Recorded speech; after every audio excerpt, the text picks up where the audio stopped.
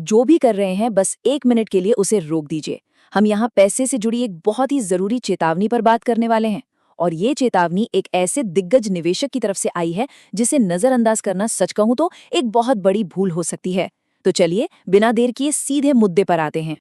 ये शब्द हैं स्टैनली ड्रकनमिलर के, और अगर ये नाम पहले नहीं सुना है तो बता दूं कि ये वो शख्स हैं जिन्होंने 30 साल तक, जी हाँ 30 साल तक अपने हेज फंड में एक भी साल नुकसान नहीं देखा। और उनका मैसेज एकदम साफ और थोड़ा डराने वाला है। वो कह रहे हैं कि अमेरिकी फेडरल रिजर्व मतलब दुनिया की सबसे पावरफुल फाइनेंशियल बॉडी एक बहुत बड़ी, कह सकते हैं एक जानलेवा गलती कर चुका है। और देखिए, ये सिर्फ कोई हवाई बात नहीं है। जरा इस नंबर पे गौर कीजिए, 4.7 अरब डॉलर। पता है ये क्या है? इतनी कमाई की थी ड्रैकनमिलर ने 2008 में, जब उन्होंने फेड की आखिरी बड़ी गलती के खिलाफ दांव लगाया था। अब समझ में आया कि उनकी बात को इतनी गंभीरता से क्यों लेना चाहिए। तो सवाल ये है कि आज ऐसी क्या गलती हो गई? इसको ठीक से समझने के लिए पता है क्या करना होगा?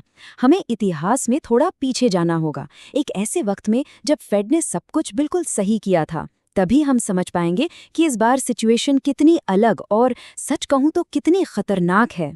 स्क्रीन पर देखिए, यहाँ दो बिल्कुल अलग तस्वीरें हैं। एक तरफ है 1979 का दौर, महंगाई 13% पर थी। सोचिए, 13%। तब फेड चेयरमैन थे पॉल वॉलकर और उन्होंने एक बहुत कड़ा फैसला लिया। उन्होंने ब्याज दरें बढ़ाकर सीधे 20% कर दी।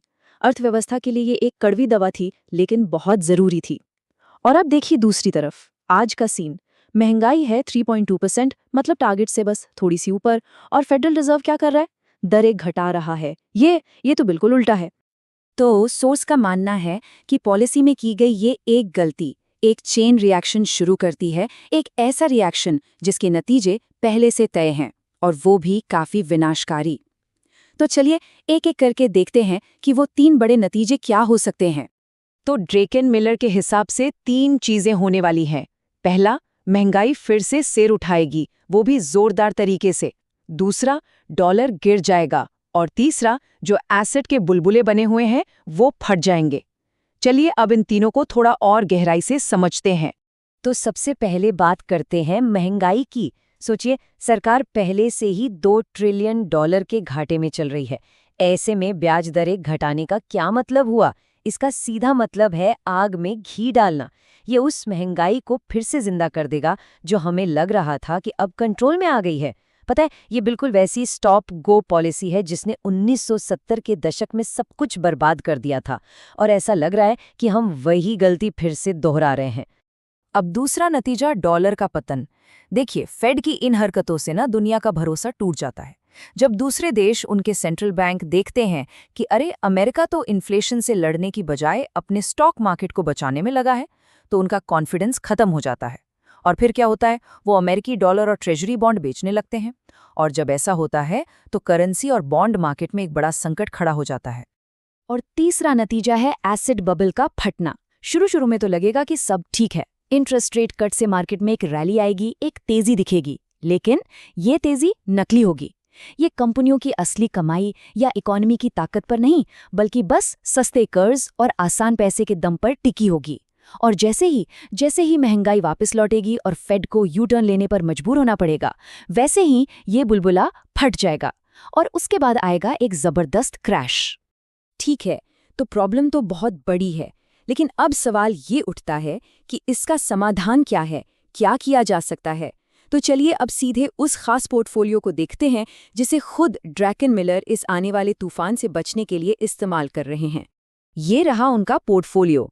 40% कैश मतलब नकद, 25% सोना और बाकी पैसा शॉर्ट पोजीशंस और कमोडिटीज में। एक बात तो साफ है, ये कोई नॉर्मल टिपिकल पोर्टफोलियो नहीं है। ये तो एक तरह का किला है, एक ऐसा फाइनेंशियल किला जो आने वाले तूफान को झेलने के लिए ही बनाया गया है। इस पोर्टफोलियो में रखी हर चीज का एक खास मकसद है। चलिए समझते हैं। कैश क्यों? ताकि जब मार्केट क्रैश हो तो डिस्काउंट पर खरीदने का मौका हो। सोना क्यों? ये डॉलर के गिरने के खिलाफ एक इंश्योरेंस की तरह है। शॉर्ट ट्रेजरीज का मतलब है कि वो शर्त लगा रहे हैं कि ब्याज दरें बढ़ेंगी। एनर्जी क्यों? क्योंकि जब महंगाई लौट कर आएगी तो एनर्जी की कीमतें बढ़ेंगी। और आखिर में शॉर्ट टेक। इसका मतलब है उन टेक कंपनियों के खिलाफ दांव लगाना जो सिर्फ हाइप पर चल रही हैं, असली प्रॉफिट पर नहीं। तो ये पूरा संकट सामने कैसे आएगा? सोर्स के मुताबिक इसकी एक टाइमलाइन है। अभी अभी हम झूठी रैली वाले फेज में हैं।